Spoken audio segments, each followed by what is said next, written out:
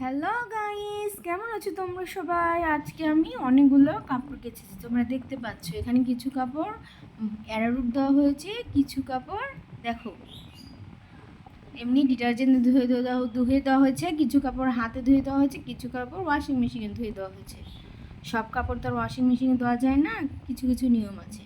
তো ওয়াশিং মেশিনে ধোয়ার ভিডিওটা আমি কিছুদিন পর এই চ্যানেলে দিয়ে দিব।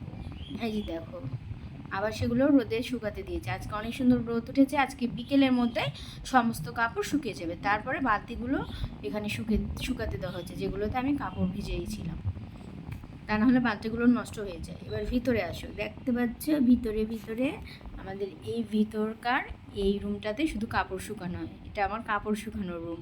এখানে আমি আমার ভালো ভালো জামদানি শাড়ি সেগুলো একটু রেখেছি। দেখো, আমার জামদানি শাড়ি খুবই পছন্দ। জামদানি শাড়ি পাইলে আমার আর কোনো কিছু চাই না। এই যে দেখো আমার জামদানি কালেকশান আরও আছে, তবে এই কটা আজকে দেখাচ্ছি। তো আজকের মতো আর বেশি কথা বলবো না, টাটা।